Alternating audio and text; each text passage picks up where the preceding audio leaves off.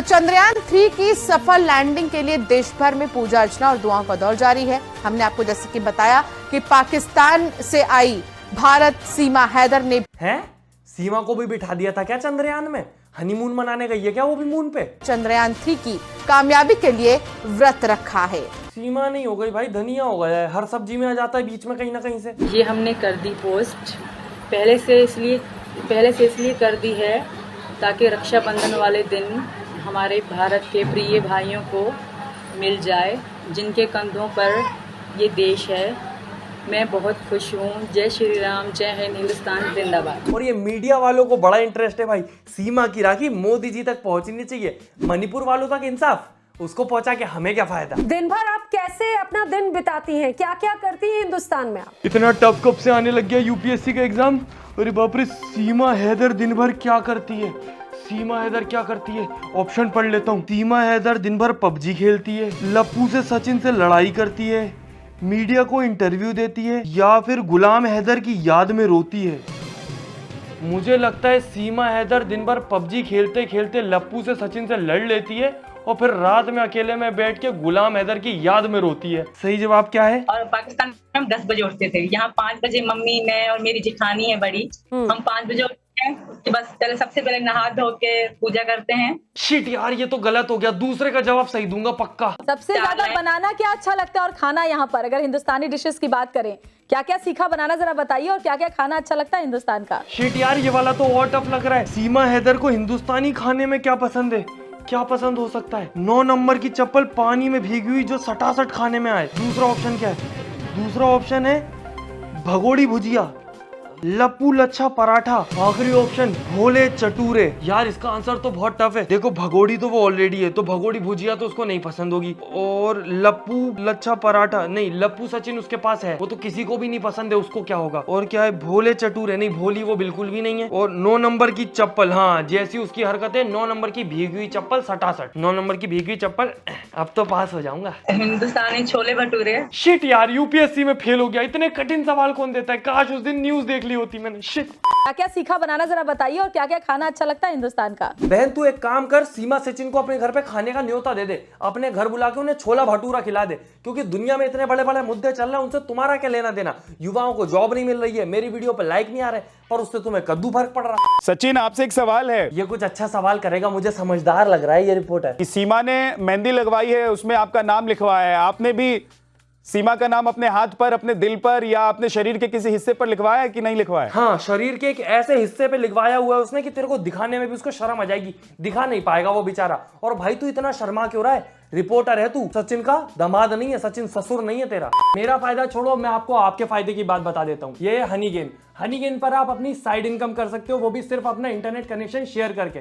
अब आप बोलोगे ये कैसे करेंगे? बहुत ईजी है। आपको हनी गेन की जो एप्लीकेशन है वो अपने पीसी या फिर मोबाइल पर इंस्टॉल कर लेनी है। इसके बाद हनी गेन आपके इंटरनेट कनेक्शन को यूज करके सिंपली वेब ब्राउजिंग करता है, जिसके बदले आपको पैसे मिलेंगे। अब आप बोलोगे भैया हमारी प्राइवेसी का क्या? तो दोस्तों ये बहुत ही ज्यादा सेफ एंड ट्रस्टेड ऐप है, जिसमें आपका पर्सनल डेटा शेयर होने के कोई भी चांसेस नहीं है। देखो अब इससे तुम अमीर तो नहीं हो जाओगे, पर इससे तुम्हारा एटलीस्ट नेटफ्लिक्स और यूट्यूब प्रीमियम का खर्चा तो निकल ही जाएगा। और तुम इसके जंप टास्क फीचर का यूज करके एक्स्ट्रा 10% की इनकम भी कर सकते हो। जो आपका रेफरल कोड रहेगा, उससे कोई भी न्यू यूजर अगर रजिस्टर करेगा तो उसका डेली का जो इनकम होगी उसका 10% आपको मिल जाएगा। और इतना ही नहीं, यहाँ पर आपको $10 का डेली बोनस भी मिल सकता है लकी पॉट फीचर के थ्रू। और सिर्फ आपको इसमें डैशबोर्ड को डेली चेक करना है। तो वेट किस बात का कर रहे हो? डिस्क्रिप्शन में दिए गए लिंक से अभी जाके हनी गेन पर साइन अप करो, और मेरा प्रोमो कोड रजत यूज करने पे $5 तो अभी का भी मिल जाएगा अपने हनी गेन के वॉलेट में। और गद्दारी मत करना, मेरा ही कूपन कोड यूज करना, ताकि तुम्हारी डेली इनकम का मुझे भी 10% मिलता रहे। डरा रहे हैं भारत को, तो उनको कहूंगी ये भारत है, डरने वाला नहीं। मैं सेब हूँ। हाँ बहन, तू सेब है, मैं नाशपाती हूँ, वो रिपोर्टर खजूर है, और तेरे बाजू में जो सचिन बैठा है वो तो लप्पू सा सचिन है। मुंह में से बोलना वहाँ पे आवे ना, बोलता वो है ना, झिंगुर सा लड़का, उससे प्यार करेगी वो। अरे यार ये दुनिया कितनी खराब है। बेचारी आंटी ने जरा सा लप्पू क्या बोल दिया, वो सीमा ऑफेंड हो गई, आंटी फेमस हो गई, दुनिया को मजा आ गया। पर सोचने की बात यह है दोस्तों कि जिन आंटियों की बातों को हम इग्नोर कर दिया करते थे कि पड़ोस की आंटी है कुछ भी बोलती है, उन आंटियों को अब टीवी पे फुटेज मिल रही है और वो फेमस हो रही है लप्पू बोल बोल के। और बॉर्डर कूद के आई सीमा, 4 बच्चों समेत बीवी की जिम्मेदारी ली सचिन ने और सगी बीवी भागी गुलाम हैदर की। और फेमस कौन हुआ? लप्पू आंटी। और आंटी ने लप्पू बोला था सचिन को और फेमस वही हो गई है लप्पू आंटी के नाम से। और अब बेचारी से सब लोग लप्पू का मतलब पूछते फिर रहे हैं। जैसे आपने सचिन को लप्पू बोला, अब आप हमें ये बता दीजिए लप्पू का मतलब क्या होता है? अच्छा, ये जो आपने कहे उनमें से लप्पू का मतलब बता दीजिए, झिंगुर का मतलब बता दीजिए। आपने ये जो बोला लप्पू सा सचिन झिंगुर सा लड़का, बड़ा वायरल हुआ, तो पहले तो मुझे बताइए लप्पू और झिंगुर का आपके हिसाब से मतलब क्या है? दोस्तों, एक समय था जब हमारे देश के रिपोर्टर इतना आग मुंहता करते थे कि नेताओं से और बॉलीवुड वालों से ऐसे ऐसे सवाल पूछते थे कि उनकी पतलूनें गीली हो जाती थी, वो जवाब नहीं दे पाते थे कि क्या बोले। और आजकल के रिपोर्टर आंटी लप्पू का मतलब बता दो, आंटी लप्पू का क्या मतलब होता है? पर थम्बा दोस्तों, आंटी को कभी लप्पू से सचिन से दिक्कत ही नहीं थी। आंटी को दिक्कत थी जो सीमा हैदर को इतना सारा पैसा मिल रहा था, फेम मिल रहा था, आंटी से पचाया ही नहीं जा रहा था। और इसमें आंटी की कोई गलती नहीं है भाई, ये तो हक है हर पड़ोसी आंटी का अपने पड़ोसी की ग्रोथ से जलना। मैं तो नॉर्मल देखने के लिए गई थी कि ऐसी क्या चीज आ गई है जो गिफ्ट दिए जा रहे हैं या फिर मुंह दिखाई बरस रही है कि बाहर से पब्लिक आ रही है, गिफ्ट दे के जा रही है, और इतनी सारी मीडिया है, इलेक्ट्रिक मीडिया है, नॉर्मल मीडिया है। पर दोस्तों, दिक्कत वहां हो गई कि नॉर्मली जो आंटियां रहती हैं वो अपने घर में बोल के चुप हो जाती हैं। यहाँ बेचारी लप्पू आंटी के मुंह पे माइक घुसेड़ के मीडिया वालों ने आंटी को फेमस कर दिया। और जितनी बार आंटी से बोले आंटी लप्पू बोल दो, लप्पू आंटी लप्पू बोलती गई, फ्री का फेम लेती गई। और उसके कॉन्सिक्वेंसेस भी होते हैं आंटी। यहाँ तो आप खुश हो गई। पूरे देश में इतना वायरल हो गया, रील्स बन रहे हैं, गाने बन रहे हैं, लोग आपकी सेल्फी चाहते हैं। जी बिल्कुल, मैंने देखा, क्योंकि न्यूज़ वाले जितने भी भैया मेरे पास आ रहे हैं, या अदरवाइज मैं किसी गांव में अपने काम से जा रही हूँ, तो बच्चे खड़े हो रहे हैं भीड़ लगा के मैडम एक सेल्फी खिंचवा लीजिए हमारे साथ, या फिर एक बार डायलॉग बोल दीजिए अपना जिससे आप वायरल हुई हो। अरे आंटी, तुम्हारे बाइसेप कितने ही तगड़े हो, तुम्हारा दिमाग अभी भी भोला है। क्योंकि तुमने दूसरे के पति को जब लप्पू बोला तो एक बार ये भी तो सोचती कि तुम्हारा भी तो पति है बेचारा भोला भाला। और जब इतनी ज्यादा हाइप बना दी थी मीडिया वालों ने, तो मैं तो खुद जानना चाहता था कि आंटी का पति कौन सा ऋतिक रोशन है। और मेरे साथ हैं सुरेश। आपका परिचय सुरेश जी से ना हो, लेकिन मैं आपको बता दूं कि आपका परिचय मिथिलेश भाटी से हो चुका होगा। ये मेरी लुगाई घर में मुझे लप्पू बोले वो तो ठीक है, दूसरे को क्यों बोल दिया? अब ये डेगी सुगी के चाचा जैसी शकल का मेरे पास क्यों आया इंटरव्यू लेने? अभी मेरी लुंगी को डोरेमोन की जेब बना के ऐसा गैजेट निकाल के इसके मुंह पे मारूंगा कि माइक और मुंह सब बंद हो जाएगा। बेचारे अंकल को ना कुछ पता, ना उनका कुछ लेना देना, ना उनको कोई मतलब इन सब चीजों से। पर मीडिया वाले अंकल की छाती पे चढ़े जा रहे हैं, तुम्हारी बीवी ने लप्पू बोल दिया, तुम कौन से लप्पू से कम हो? पर दोस्तों, सोचने की बात यह कि आंटी ने तो लप्पू बोल के छोड़ दिया, अंकल अगर चटकी खोपड़ी के निकले तो लप्पड़ मार के भी नहीं छोड़ेंगे। क्योंकि दोस्तों, आपको ही पता है जब मीडिया वाले किसी के पीछे पड़ जाते हैं तो कैसा हाथ धोके पड़ते हैं। अंकल की खेत पे इस कदर सुबह से लेकर शाम तक बैठे रहते हैं कि अंकल तो छोड़ो, जो उनके खेत पे हगने आता होगा ना, उसकी भी 3 दिन से पेट में ही जमी रखी है, बेचारा निकाल नहीं पा रहा। बाकी अंकल को तो अपनी गाड़ी वापस उल्टी लेके भगना ही पड़ रहा है अपने खेत से।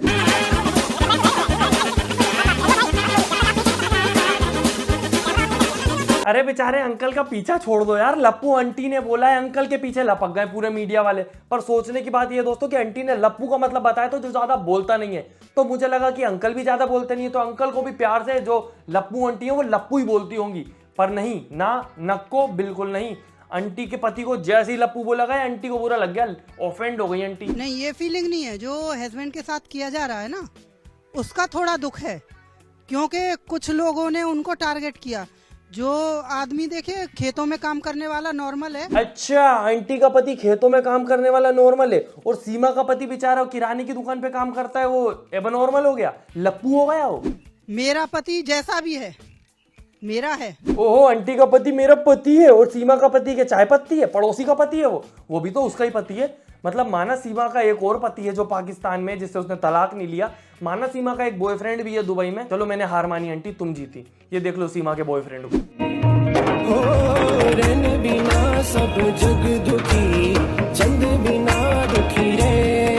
अरे सीमा बेटी, शर्म कर लो थोड़ी, वो बेचारा इज्जत बचा रहा तुमसे। ये क्या तरीका है, जबरदस्ती झप्पी पाने की कोशिश की जा रही है। और दोस्तों, सारी गलत हरकतें करी सीमा ने, भाग के आई सीमा, 2-2 3-3 पति सीमा के। बेचारे सचिन की क्या गलती, उसकी क्यों बॉडी शेमिंग की जा रही है? पर वैसे आंटी ने सीमा को भी नहीं छोड़ा। वो बंदर के गृहिणी से एकदम बंदरिया की तरह उछल के, पहन के हार सेट पेट, एकदम ऐसी टिप टॉप हो गई। वो तो इतना मेकअप से भैया कौन गृहिणी कर लेगा, हम पे तो ना आवे मेकअप करना।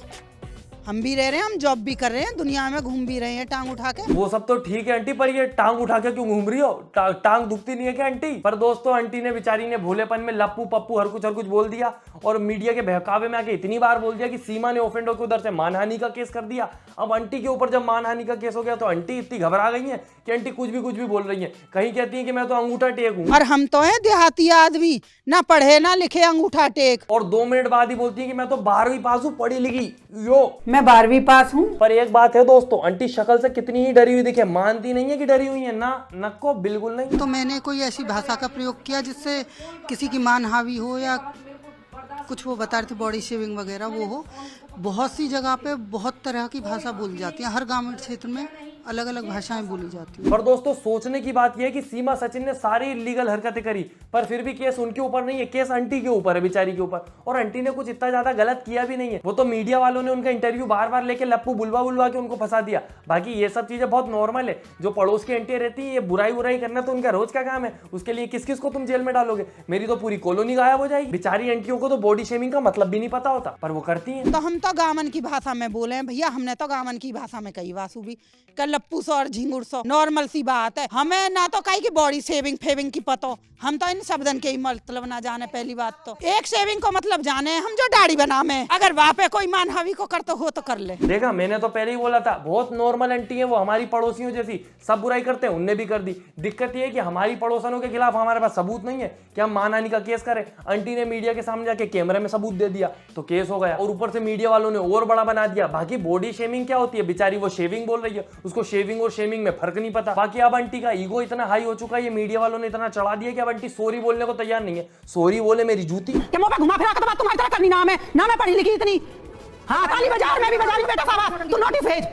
मतलब आप कह रही माफी नहीं मांगेंगे? अरे मैं माफी काय कीमत पे भी ना मांगूंगी। और दोस्तों मैं किसी के भी साइड नहीं हूँ। सीमा सचिन इलीगल हरकतें कर रहे हैं, उनके साइड तो बिल्कुल नहीं हूँ। और आंटी ने फुल मूड में बॉडी शेमिंग करी है, मैं ऐसी पड़ोसनों के साइड भी नहीं हूँ। मैं तो आपको बस एक मीडिया का रूप दिखा रहा था कि मीडिया कैसे यूज करती है इन सब चीजों को। और अभी भी मीडिया इन पूरे मुद्दे को बढ़िया यूज करेगी जब तक उनके पास व्यूज आएंगे, और उसके बाद सब बंद हो जाएगा। जैसे कि मेरा चैनल जिंदा रहेगा जब तक आप लोग वीडियो लाइक करेंगे, तो प्लीज वीडियो लाइक कर दे। मेरा दिल बहुत दुखता है दोस्तों जब आप वीडियो लाइक नहीं करते। तो वीडियो लाइक करें, फेवरेट पार्ट कमेंट करें, और जो डिस्क्रिप्शन में लिंक है हनी गेन की, उसको जाके जरूर डाउनलोड करें, बहुत बढ़िया ऐप है। बाकी आप लोग चैनल सब्सक्राइब जरूर कर दे, ऐसी मजेदार वीडियो बनाते हैं हम। चलते हैं, टाटा बाय बाय। अरे मम्मी कोई मीडिया वाला है तो उसको इंटरव्यू मत दे देना, मुझे घर पे कुत्ता बोलती हो चलता है, बाहर किसी को बोलोगी मानहानि कर रहे लोग।